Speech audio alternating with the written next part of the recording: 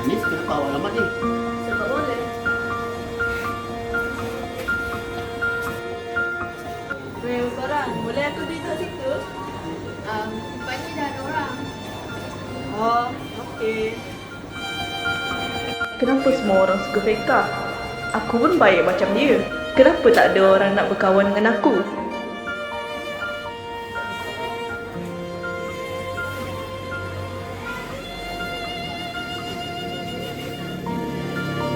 Aku lagi pandai daripada dia.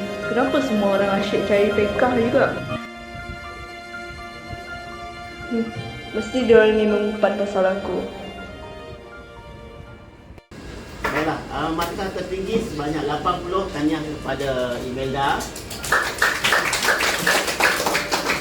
Manakala markah yang paling rendah dalam kelas ni seluruh tingkatan 3, Anis Syazwani.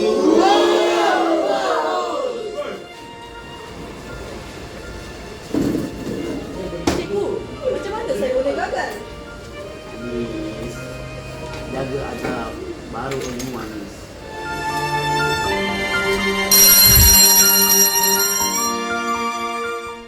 Jadi semua.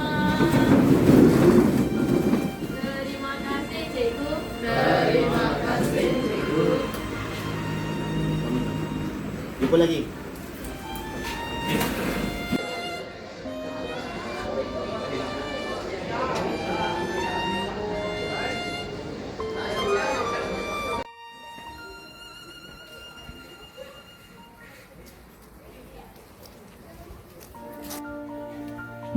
Mungkin betul apa yang cikgu kata. Mulai esok, aku akan mula hormati semua orang.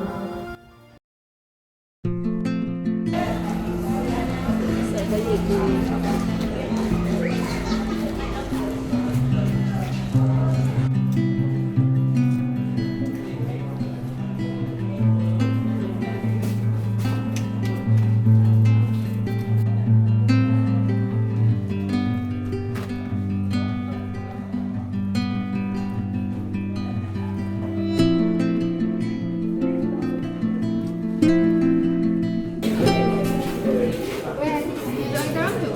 Boleh ni ke? Mestilah boleh. Jom.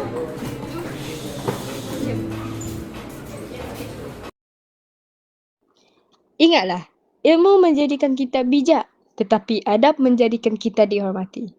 Hormat menghormati bermula daripada diri sendiri. Dengar tu ni. Yelah.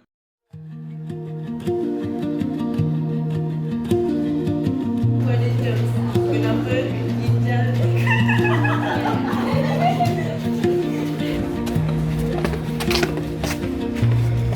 Tu boleh.